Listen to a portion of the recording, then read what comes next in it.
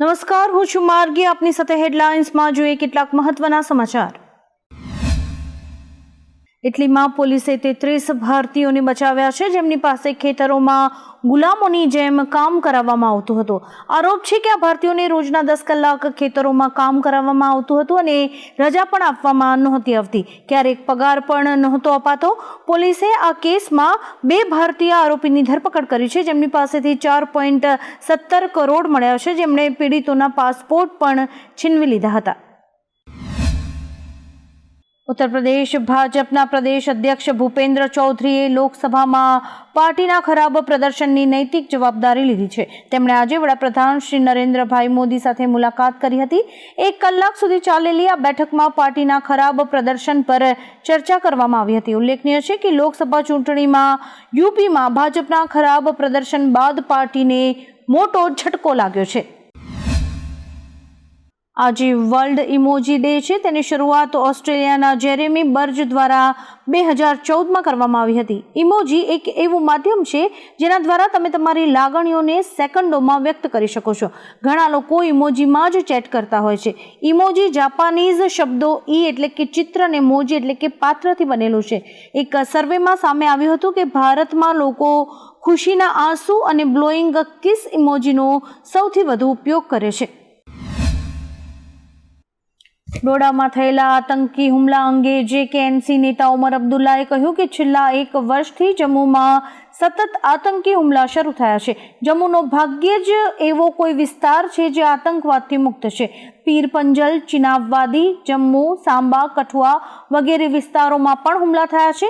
છેલ્લા 1 વર્ષમાં 55 બહાદુર જવાનો શહીદ થયા છે. સરકાર શું કરી રહી છે? તેઓ આતંકવાદ ખતમ થવાના દાવા તો કરે છે, પણ ખરેખર તેવું લાગતું નથી. પાલનપુર મથકના ટોકરિયા ગામમાં આઈસ્ક્રીમ ખાવા ગયેલા 11 વર્ષીય બાળકની હત્યાથી ચકચાર મચી જવા પામી છે. 14મી જુલાઈએ બાળક ગામમાંથી ગુમ થયાની ફરિયાદ નોંધાતા તેની શોધખોળ કરતા બાળકનો મૃતદેહ બાજુના ખેતરમાંથી મળી આવ્યો હતો, જેની પોલીસે તપાસ કરી તો ગામનો જ નરાધમ માણસ હત્યારો નીકળ્યો છે. જે પોલીસે ફારૂક નામના હત્યારાને પકડીને આગળની તપાસ હાથ ધરી છે. ઉત્તર પ્રદેશમાં ગરમાયેલા રાજકારણ વચ્ચે આપ સાંસદ સંજય સિંહે મોટો દાવો કર્યો છે. સંજય સિંહે એક્સ પર લખ્યું કે CM અરવિંદ કેજરીવાલે કહ્યું હતું કે CM યોગી આદિત્યનાથને 2 મહિનામાં જ હટાવી દેવામાં આવશે. PM મોદી, અમિત શાહ કે ભાજપ કોઈના દ્વારા આ દાવાનું ખંડન કરવામાં નથી આવ્યું. યોગીને હટાવવાની યોજના પર કામ શરૂ થઈ ગયું છે. જો આ વાત સાચી ન હોય તો PM મોદીએ સ્પષ્ટતા કરી દેવી જોઈએ. અમદાવાદ એરપોર્ટ પોલીસ મથકે ફ્રાન્સના એક નાગરિક સામે પોલીસ ફરિયાદ નોંધી હતી, જેમાં એરપોર્ટ લગેજ ચેકિંગ દરમિયાન આ યુવકના બેગમાંથી 9 mmની કારતૂસ મળી આવતા તેની સામે પોલીસે ફરિયાદ દાખલ કરી છે. જોકે પૂછપરછ કરતા અમેરિકામાં ફાયરિંગની પ્રેક્ટિસ દરમિયાન આ કારતૂસ બેગમાં રહી ગયા હોવાનું સામે આવ્યું છે. આ સમગ્ર મામલે એરપોર્ટ પોલીસે નાગરિક વિરુદ્ધ વધુ તપાસ હાથ ધરી છે. ભાવનગરની સરદાર પટેલ સ્કૂલમાં પાવર કટ થતા વિદ્યાર્થીનીઓ બેભાન થઈ ગઈ હતી. ભાવનગર શહેરની સરદાર પટેલ એજ્યુકેશન ઇન્સ્ટિટ્યૂટ સંચાલિત લાખાણી વિદ્યા સંકુલમાં ઘટના બની હતી. સંકુલમાં વીજ પ્રવાહ બંધ થઈ જતા ઉકળાટ અને ભારે ગરમીને કારણે અનેક વિદ્યાર્થીનીઓ બેભાન થઈ ગઈ હતી અને તેમને હોસ્પિટલ ખસેડાઈ હતી. શાળા સંચાલકોની બેદરકારીના કારણે વિદ્યાર્થીનીઓ બેભાન બની હોવાનો વાલીઓનો આક્ષેપ છે. મુંબઈ એરપોર્ટ પર 25,000 લોકોની ભીડનો એક વિડીયો વાયરલ થઈ રહ્યો છે. એરપોર્ટ પર એકઠા થયેલા લોકો મુસાફરો નહીં પરંતુ બેરોજગાર લોકો હતા, જેમાં air India airport service limited દ્વારા એરપોર્ટ લોડર માટે 2216 પોસ્ટ માટે નોકરીની ખાલી જગ્યાની જાહેરાત કરાઈ હતી, જેથી 25,000થી વધુ લોકો આ માટે અપ્લાય કરવા આવી પહોંચ્યા હતા. ભીડને સંભાળવા માટે એર ઇન્ડિયાના કર્મચારીઓએ ભારે મહેનત કરવી પડી હતી. દિલ્હી હાઈકોર્ટમાં સીએમ કેજરીવાલની જામીન અરજી પર સુનાવણી ચાલી રહી છે. દરમિયાન સીબીઆઈએ કહ્યું કે કેજરીવાલ એક ષડયંત્રનો ભાગ છે. તેઓએ આ કેસને સનસનીખેજ બનાવી દીધો છે. ઈડી કેસમાં કેજરીવાલના જામીન પર સ્ટે મૂકવાનો આદેશ 25મી જૂને આવ્યો હતો. આદેશ બાદ જ અમે તેમની ધરપકડ કરી હતી. જો અમે ઈચ્છતા તો હાઈકોર્ટના આદેશ પહેલા જ અમે તેમની ધરપકડ કરી લીધી હોત, પરંતુ અમે તેમની ધરપકડ ત્યારે જ કરી જ્યારે આ કોર્ટે આદેશ પર સ્ટે આપ્યો હતો. ગુજરાતમાં વરસાદની 3 સિસ્ટમ સક્રિય થઈ ગઈ છે. તેથી દક્ષિણ ગુજરાત અને સૌરાષ્ટ્રમાં ભારેથી અતિભારે વરસાદની આગાહી કરવામાં આવી છે. દરમિયાન માછીમારોને 5 દિવસ દરિયો ન ખેડવાની સૂચના મળી છે. બીજી તરફ ગીર સોમનાથ જિલ્લામાં મેઘરાજા જોરદાર વરસ્યા છે. આ સિઝનમાં પહેલીવાર ગીર સોમનાથના નદી નાળા અને વોકળાઓ છલકાયા છે. જૂનાગઢમાં પણ ગાજવીજ સાથે ભારે વરસાદ આવ્યો છે અને વરસાદી પાણી પણ ઠેર ઠેર ભરાયા છે. સેમિકન્ડક્ટર પ્લાન્ટ માટે ટાટા ગ્રુપ અને આસામ સરકાર વચ્ચે કરાર થયો છે. કંપનીએ સેમિકન્ડક્ટર પ્લાન્ટ માટે આસામ સરકાર સાથે 60 વર્ષના લીઝ કરાર પર હસ્તાક્ષર કર્યા છે. ટાટા ગ્રુપ લગભગ 27,000 કરોડ રૂપિયાનું રોકાણ કરવા જઈ રહ્યું છે. સામે આવેલી માહિતી અનુસાર આનાથી આસામમાં લગભગ 30,000 નોકરીઓનું સર્જન થવાની અપેક્ષા છે. મુખ્યમંત્રી શ્રી ભૂપેન્દ્ર પટેલે રાજ્યમાં 65 માર્ગોનું અપગ્રેડેશન અને મજબૂતીકરણ કરાવવા માટેની સૈદ્ધાંતિક મંજૂરી આપી દીધી છે. આ કામ માટે સીએમ દ્વારા 1,470 કરોડ રૂપિયાની ફાળવણી કરવાની સૈદ્ધાંતિક મંજૂરી અપાઈ છે. આ 688 કિલોમીટરના 65 રસ્તાઓનું અપગ્રેડેશન થતાં રસ્તાઓને જોડતા ગામો, શહેરો અને નગરોના ટ્રાફિકમાં સરળતા રહેશે. આ સાથે જ રસ્તાઓમાં 83 કિલોમીટર રસ્તાઓને 4 લેન સુધી પહોળા પણ કરાશે.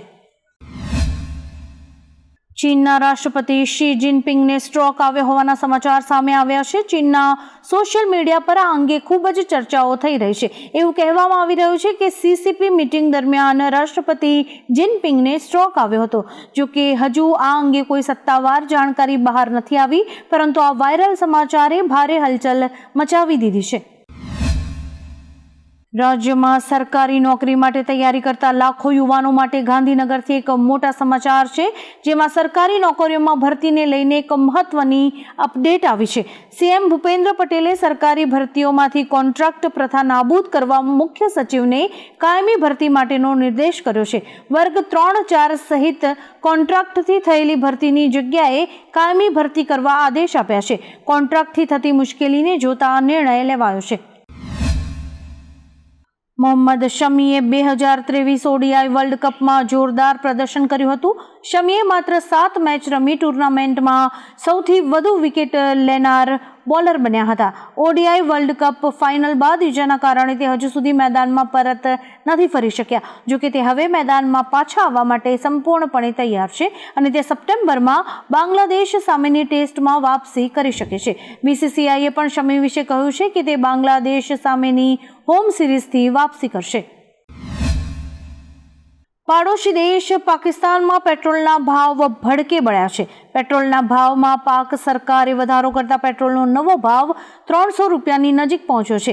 હાલમાં સરકારે પેટ્રોલના ભાવમાં ₹9.99નો વધારો કરતા પેટ્રોલ ₹275.6 રૂપિયા પ્રતિ લીટર મળી રહ્યું છે, જ્યારે કે ડીઝલના ભાવમાં 6.18 રૂપિયાનો વધારો કરતા પાકિસ્તાનમાં HSDનો ભાવ હાલમાં 283.63 રૂપિયા પ્રતિ લીટર છે. કંગાળ પાકિસ્તાનમાં લોકો પર પેટ્રોલ બોમ્બ પડ્યો હોય તેવી સ્થિતિ સર્જાઈ છે. ઉત્તર પ્રદેશમાં યોગી કેબિનેટ અને ભાજપ સંગઠનમાં મોટો ફેરફાર થઈ શકે છે. જણાવવામાં આવી રહ્યું છે કે 10 વિધાનસભા સીટ્સ પર પેટા ચૂંટણી બાદ કેબિનેટ અને સંગઠનમાં ફેરફાર કરવામાં આવી શકે છે. જો કે યુપીના સીએમને લઈને ભાજપમાં કોઈ જ મનોમંથન નથી ચાલી રહ્યું. રાજકીય વર્તુળોમાં યોગી આદિત્યનાથને પદ પરથી હટાવવાની ચર્ચા ચાલી રહી છે, પરંતુ પાર્ટી તરફથી આવા કોઈ જ સંકેત નથી મળ્યા. ગુજરાતમાં અત્યાર સુધીમાં સરેરાશ 31.93% વરસાદ વરસી ચૂક્યો છે, જેમાં સૌથી વધુ સૌરાષ્ટ્ર ઝોનમાં 39.74%, પછી કચ્છમાં 39.10%, દક્ષિણ ગુજરાતમાં 39.65%, પૂર્વ મધ્ય ગુજરાતમાં 22.26% અને ઉત્તર ગુજરાતમાં 21.52% વરસાદ નોંધાયો છે. આજથી 22 જુલાઈ સુધી સૌરાષ્ટ્રના રાજકોટ, જૂનાગઢ, પોરબંદર, દેવભૂમિ દ્વારકા અને દક્ષિણમાં સુરત, નવસારી તેમજ વલસાડમાં અતિભારે વરસાદ આવી શકે છે. આવનારા દિવસોમાં સૌરાષ્ટ્ર અને દક્ષિણ ગુજરાત માટે ભારે વરસાદની આગાહી છે. ત્યારે આજે દ્વારકા, પોરબંદર, જૂનાગઢ, રાજકોટ, પંચમહાલ, સુરત, નવસારી, વલસાડ, દમણ અને દાદરા નગર હવેલીમાં ઓરેન્જ એલર્ટ જારી છે, તો બાકીના જિલ્લાઓમાં યલો એલર્ટ જાહેર કરાયું છે. શિયર ઝોન, ઓફશોર ટ્રફ અને વેસ્ટર્ન ડિસ્ટર્બન્સ આમ એક સાથે 3 સિસ્ટમ સક્રિય થઈ ગઈ છે, તેથી ભારેથી અતિભારે વરસાદ પડી શકે છે. સરકારી નોકરીની શોધ કરી રહેલા ઉમેદવારો માટે એક સારી તક આવી છે. ભારતીય પોસ્ટે ગ્રામીણ ડાક સેવક એટલે કે ગ્રુપ ડીની 44,228 જગ્યાઓ માટે અરજીઓ બહાર પાડી છે. રસ ધરાવતા અનેક લાયક ઉમેદવારો અધિકૃત વેબસાઇટ ઇન્ડિયા પોસ્ટ gds.online.sept.gov.in પર જઈને અરજી કરી શકે છે. આ અરજી પ્રક્રિયાની છેલ્લી તારીખ 5મી ઓગસ્ટ છે. બાંગ્લાદેશના ઘણા શહેરોમાં હજારો લોકો સરકારી નોકરીઓમાં અનામત પ્રણાલીમાં સુધારાની માંગ સાથે વિરોધ પ્રદર્શન કરી રહ્યા છે. દરમિયાન મંગળવારે પ્રદર્શનકારીઓ અને પોલીસ વચ્ચેની અથડામણમાં 3 વિદ્યાર્થીઓ સહિત 4 લોકોના મોત થયા હતા, જ્યારે કે 100થી વધુ લોકો ઘાયલ થયા હોવાનું સામે આવ્યું છે, જેમાં અધિકારીઓને અર્ધલશ્કરી દળ બોર્ડર ગાર્ડ બાંગ્લાદેશને બોલાવવાની ફરજ પડી હતી. ભારતીય હવામાન વિભાગે ભારે વરસાદને કારણે કેરળના કેટલાક જિલ્લાઓમાં રેડ એલર્ટ જારી કર્યું છે. અધિકારીઓએ બુધવાર એટલે કે 17 જુલાઈના રોજ સમગ્ર રાજ્યમાં શાળાઓ અને કોલેજો બંધ રાખવાનો નિર્દેશ આપ્યો છે. કેરળમાં રેડ એલર્ટ વચ્ચે 8 જિલ્લાના જિલ્લા પ્રશાસને પોતપોતાના વિસ્તારોમાં શાળાઓ અને કોલેજીસ બંધ રાખવાનો આદેશ આપ્યો છે, જેમાં કન્નૂર, વાયનાડ, પલક્કડ, થ્રિસુર, ઇડુક્કી, અલપુઝા અને કોટ્ટયમનો સમાવેશ થાય છે. એએમસી દ્વારા સાબરમતી નદી સ્વચ્છતા પાછળ કરોડોનો ખર્ચ કરવામાં આવતો હોય છે, ત્યારે ક્યાંક લીલની ચાદર જોવા મળે છે તો ક્યાંક ગંદકી. આપને જણાવી દઈએ કે સાબરમતી નદીમાં ગંદકીને કારણે માછલા પણ મરી ગયા હતા. જોકે અત્યારે વરસાદનું વાતાવરણ હોવાને કારણે નદીમાં જળકુંભી ઉગી નીકળવાને કારણે સાબરમતી નદી પર વનસ્પતિની લીલી ચાદર પથરાઈ ગઈ છે. વનસ્પતિ ઉગી નીકળવાને કારણે મચ્છરો અને જીવજંતુઓનો ઉપદ્રવ પણ વધ્યો છે. આવા જ કેટલાક રસપ્રદ સમાચારો નિહાળવા માટે અમારી YouTube ચેનલને લાઇક, શેર અને સબસ્ક્રાઇબ કરો અને જોતા રહો હેડલાઇન્સ.